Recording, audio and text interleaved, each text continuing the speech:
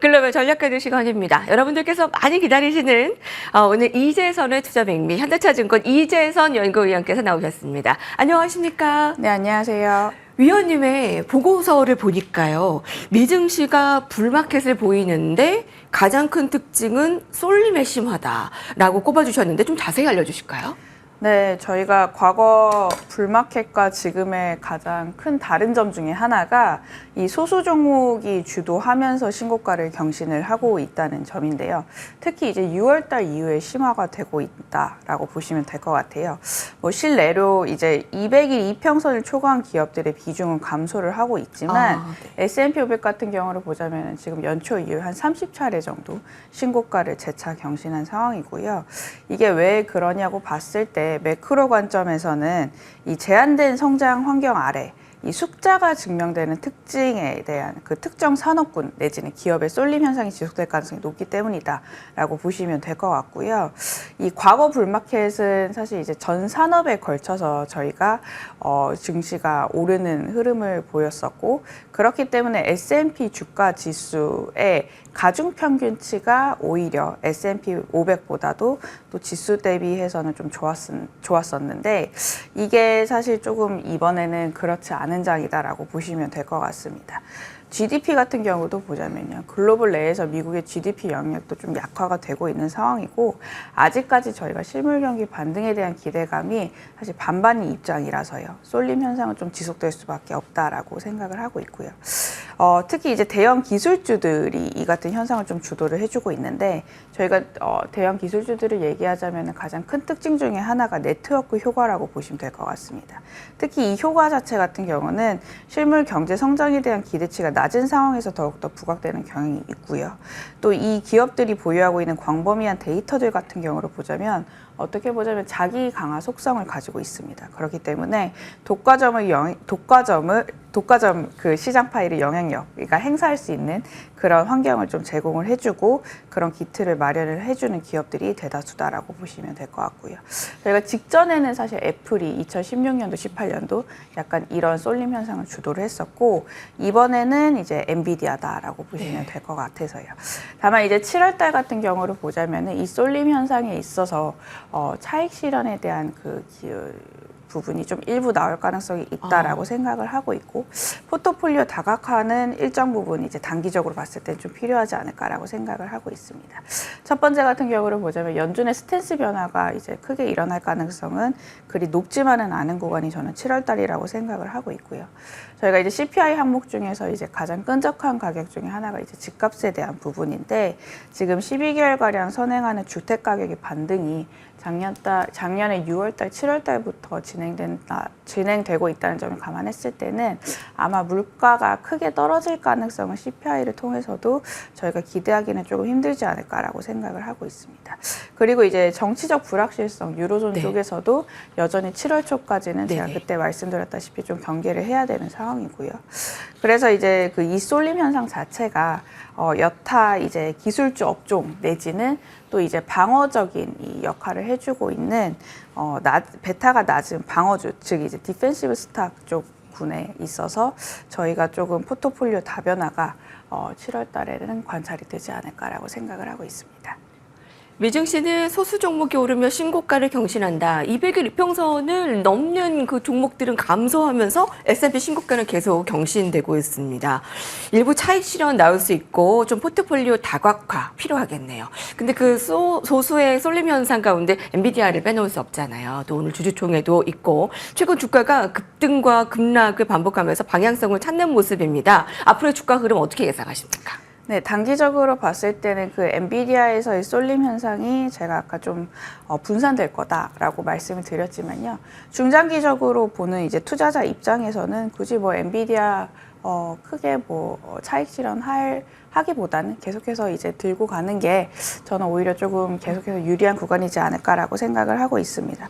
우리나라 투자자들도 보자면은 이 4년 만에 그 순매수하는 종목이 원래는 테슬라가 가장 높았는데 지금 엔비디아 쪽으로 많이 옮겨진 상황이고요. 엔비디아 상승세 같은 경우를 보자면 결국에는 수요가 또 다른 수요를 지금 촉발하는 그 사이클을 보유를 해주고 있거든요. 그래서 해외 개인 투자자들도 이제 마찬가지로 미국의 개인 투자자들과 더불어서 지금 매수세에 좀 상당 부분 기여를 하지 않을까라고 생각을 하고 있습니다.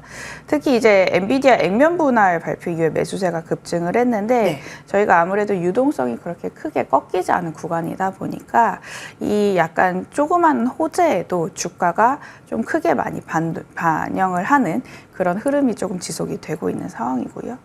실제로 이제 액면 분할 발표 이후에 엔비디아 순매수 금액 가운데 연초 이후에 거의 한 30%가량이 저희가 그 한 주 사이에 좀 대거 몰린 것으로 개인 투자자들이 그렇게 조금 집계가 되고 있는 상황입니다.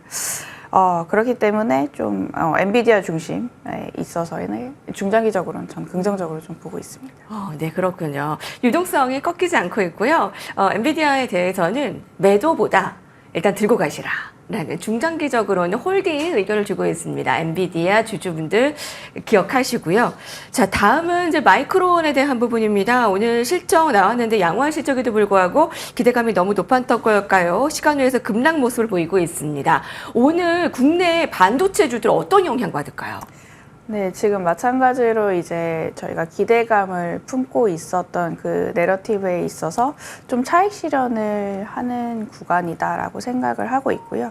이게 이제 마이크론 쪽에서도 이제 영향이 좀 미쳤다라고 생각을 하고 있습니다. 뭐 실적은 시장 생각했던 것보다 잘 나오긴 했지만 약간 아직까지는 저희가 매크로 관점에서도 기술주들에게는 우호적인 그런 환경이 아니기 때문에 일부 차익 실현의 성격의 매물이 좀 나왔다라고 생각을 하고 있고요. 그래서 우리나라도 7월 달만 놓고 보자면 저희가 이제 6월 달 같은 경우는 반도체 상승폭이 워낙 컸었잖아요. 7월 달은 이 약간 흐름을 이어가기는 조금 쉽지만은 않은 환경인 것 같다. 조금 톤다운을 조금 했고요. 코스피도 마찬가지로 미국과 6월 달까지 유사한 쏠림 현상이 전개가 됐는데 저희가 상향 종목 비중이 그렇게 높지는 않았음에도 2,800선을 돌파를 했던 이유는 반도체 업종이 중심으로 끌고 가서라고 보시면 될 것 같습니다. 이제 뭐 엔비디아에 대한 호재 부분도 저희가 영향력이 컸었고요. 또 이제 5월달 수출 같은 경우도 보자면요. 기울기가 가장 이제 조금 어떻게 보자면 코스피에 우호적으로 작용할 수 있는 높은 수치를 기록했던 달이라고 보시면 될 것 같습니다. 다만 이제 미국의 기술주 중심 단기 차익 실현 가능성이 열려 있는 가운데서 이 수출 동력에 대한 부분도 조금 약화될 가능성이 높다라면은 저희도 이제 차익 실현 구간을 조금 겪을 수밖에 없다라고 생각을 하고 있고요. 6월 수출 같은 경우를 보자면요. 가장 높은 금액을 시현했던 24년 5월달 수출액을 반영을 해도 기울기 자체는 한 자릿수로 조금 꺾일 가능성이 높습니다. 저희가 이제 삼성전자, SK 하이닉스의 비중이 수출 기울기와 유사한 궤적을 역사적으로 시현했다는 점을 감안했을 때 향후에도 수급 자체 같은 경우를 보자면 중장기적으로 저도 이제 반도체 주식 좋게는 보고 있지만 7월 달은 조금 비중에 대한 의견을 크게 늘릴 수는 없을 거다라고 약간 좀 생각을 하고 있고요. 그래서 이제 아까 제가 말씀드렸다시피 여타 이제 업종에 있어서의 그 수급의 매기가 집중될 가능성이 있고 보다 또 이제 그 만약에 매크로 리스크가 조금 높아지는 구간이다라고 감안했을 때는 방어적 포트폴리오 비중도 같이 들고 가자 말씀을 드리고 있습니다. 아, 그렇군요. 다음 주는 삼성전자 실적 발표도 있을 예정인데 국내 반도체주들 비중을 좀 7월에는 크게 늘릴 수는 없을 거다라고 좀 예견하고 있습니다. 방어적인 포트폴리오의 비중이 확대되는 구간이라고 했는데 잠시 후에 자세히 전략 말씀해 주시고요. 지난주에 위원님 유럽의 정치적 불확실성 7월 초까지 주시해야 된다라고 했는데 그가 뭐 주목할 만한 변화들이 있었을까요? 네, 뭐 큰 변화는 없었고요. 저희가 이제 변화를 가늠하려면은 결국에는 이제 리스크 지표가 튀는지 안 튀는지 요거를 좀 봐야 되는데 프랑스 국채금리가 아직까지는 절대적으로 높은 수준입니다. 저희가 2017년 이후에 최고치인 한 70bp대에 머무르고 있는 상황이라서 7월 초까지 저희가 이제 그 발표가 예정되어 있는 영국의 총선 결과라든지 프랑스의 그 조기 총선 결과를 조금 예의주시해야 될 것 같고요. 그때도 말씀드렸다시피 이렇게 높은 변동성이 만약에 유로존 쪽에서 지속되는 가정 하에서는 달러가 크게 꺾일 가능성은 높지는 않습니다. 금리도 사실 저희가 밋밋한 수준대에서 지금 횡보세를 보여주고 있기 때문에 이머징 수급에 있어서 전체 패시브 자금을 좀 끌어들일 수 있는 매크로 환경이 지금 조성이 되기보다는요. 종목단에서 즉 이제 액티브성 자금에 있어서 저희가 이제 조금 기대를 해볼 수 있는 업종이라든지 내지는 산업군이 계속해서 움직이면서 이제 그 아까 제가 말씀드렸던 쏠림 현상이 좀 지속될 가능성이 높다. 7월 달은 여전히 그렇게 생각을 하고 있습니다. 금리도 밋밋하고 지금 이제 강달러 계속되고 있는데 강달러는 쉽게 꺾이지는 않을 것으로 좀 예상을 하고 계시네요. 자, 그러면 현대차증권에서 제시하는 7월 이제 전략을 좀 세워보도록 하겠습니다. 벌써 이제 6월 27일이기 때문에 7월 증시는 재점검이 필요한 때라고 강조했습니다. 6월 한때 2,800선을 넘은 코스피 7월에는 어떤 흐름을 보일 것이고 아까 방어적인 포트폴리오 확대되는 구간이라고 했는데 자세히 설명해 주시죠. 네, 7월 달 코스피의 키워드는 수출 영향력과 이익 방어력이라고 저는 생각을 하고 있고요. 실제로 저희가 수출 내에서 그 비중의 영향력이 확대되는 업종들은 후행적으로 이익의 추정치가 따라붙기 마련이기 때문에 이익이라는 체력이 보유가 된다라고 보시면 될 것 같습니다.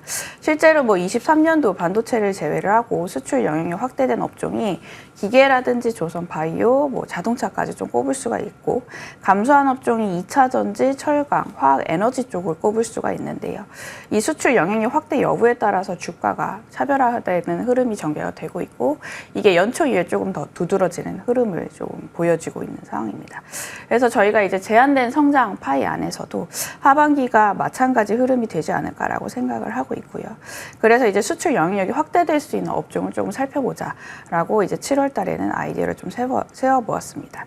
반도체는 사실 제가 이제 중립 이제 수준을 좀 유지를 하고 있고요. 네, 수출 모멘텀 업종 중에서는 조선과 건강관리, 그러니까 헬스케어죠. 그리고 디스플레이 업종이 저희가 수출 비중이 조금 확대가 되고 있는 상황이고요. 그간 이제 수출이 좀 밋밋했다가 이제 좀 영향력이 반등을 하고 있는 업종은 2차 전지 업종인데 단기적으로 순환매 관점에서는 괜찮지 않을까라고 생각을 하고 있고요. 또 이제 저희가 변동성에 대한 그 불확실성을 좀 해지하기 위해서는 안정성을 강화해야 되는 포트폴리오를 같이 가져가야 된다라고 생각을 하고 있습니다. 그래서 이제 채권 같은 주식인 금융, 그 중에서도 이제 보험 업종이 이익 영향력과 이 시총이 같이 증가를 하고 있기 때문에 좀 주목을 하고 있고요. 또 이제 스태그플레이션을 해지하는 그 원자재 업종 중에서는 유가 쪽보다는 이제 비철 금속 업종을 좀 좋게 보고 있어서 관련된 기업이나 산업군을 조금 저는 유심히 보고 있는 상황입니다.